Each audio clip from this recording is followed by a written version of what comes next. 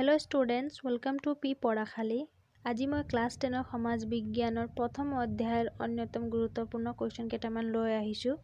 Start কৰাৰ আগতে কৈ দিওঁ, বংগ বিভাজন আৰু স্বদেশী আন্দোলনৰ পৰা আহিব টোটেল 6 নম্বৰ। এতিয়া প্ৰশ্নলৈ আগবাঢ়ো। প্ৰথম প্ৰশ্নটো মিলাবলৈ দিয়া গৈছে। ইয়াত স্তম্ভ ক আৰু স্তম্ভ খ দুটা পাৰ্টত দিয়া গৈছে। এতিয়া আমি স্তম্ভ কৰ লগত স্তম্ভ খৰ কোনটো মিলে চাওঁ। এক নম্বৰত আছে মুছলিম লীগ। এইটো মিলিব স্তম্ভ খৰ গড় লগত, সলিমুল্লাহ খানৰ লগত। তেওঁ আছিল মুছলিম লীগৰ প্ৰতিষ্ঠাপক। 2 নম্বৰটো আছে উদ্যোগ সন্মিলন। এইটো স্তম্ভ খৰ লগত মিলিব উঙৰ লগত আৰ.চি. দত্তৰ। আৰ.চি. দত্তৰ পুৰোহিতত উদ্যোগ সন্মিলনটো স্থাপন কৰা হৈছিল বা অনুষ্ঠিত হৈছিল।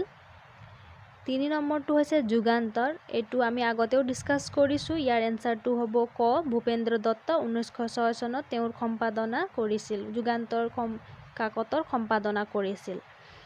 4 নম্বৰত দিয়া আছে জাতীয় শিক্ষা পৰিষদ।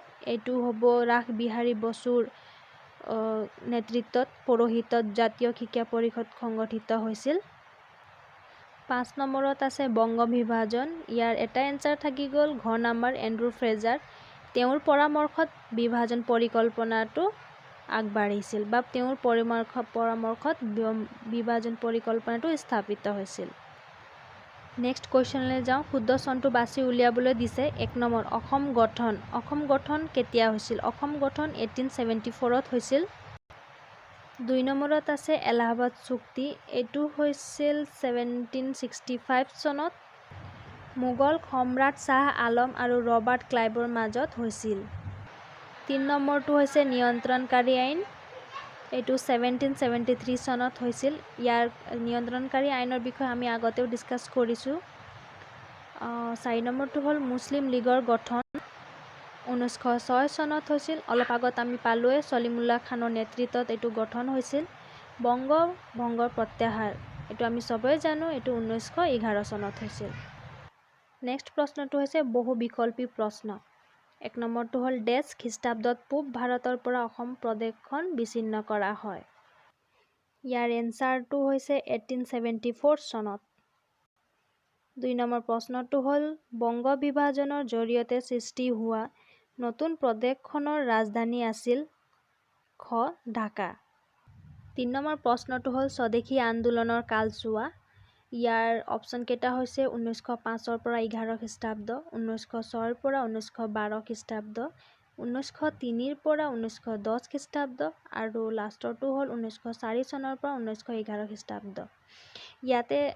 ইয়াৰ এনচাৰটো হ'ল 1905 চনৰ পৰা 1911 খ্ৰীষ্টাব্দ।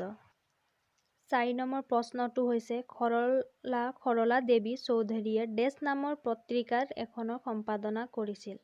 ক বেংগলী, খ দ্য ডন, গ ভাৰতী, ঘ সুপ্ৰভাত। ইয়াৰ এনচাৰটো হৈছে গ ভাৰতী। ইয়াত থকা বেংগলী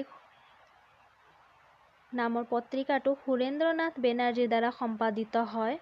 দ্য ডনটো হৈছে সতীশ চন্দ্ৰ মুখাৰ্জীৰ দ্বাৰা সম্পাদিত আৰু সুপ্ৰভাতটো হৈছে কুমুদিনী মিত্ৰৰ দ্বাৰা সম্পাদিত পত্ৰিকা। আজিৰ 5 নম্বৰ আৰু অন্তিম প্ৰশ্নটো হৈছে ডেছ গ্ৰন্থৰ লিখক হ'ল স্বৰ্ণকুমাৰী জয়ন্তী। ক জয় সংগীত, খ জাপানী বীৰ, গ নব্য ভাৰত, ঘ বংগৰ লক্ষীৰ ব্ৰত কথা। ইয়াৰ উত্তৰটো হৈছে খ জাপানী বীৰ। এতিয়া জয় সংগীতৰ লিখক হৈছে প্ৰথমনাথ ৰায় চৌধুৰী আৰু নব্য ভাৰতৰ লিখক হৈছে কাৰ্তিক চন্দ্ৰ দাসগুপ্ত আৰু বংগলক্ষীৰ ব্ৰত কথাৰ লিখক হৈছে ৰমেন্দ্ৰ সুন্দৰ ত্ৰিবেদী। আজিৰ যদি ভিডিঅ'টো পছন্দ হৈছে তেনেহ'লে লাইক কৰিব, শ্বেয়াৰ কৰিব আৰু মোৰ চেনেলটোত যদি নতুন হয় তেনেহ'লে ছাবস্ক্ৰাইব কৰি বেল আইকনটো প্ৰেছ কৰিব।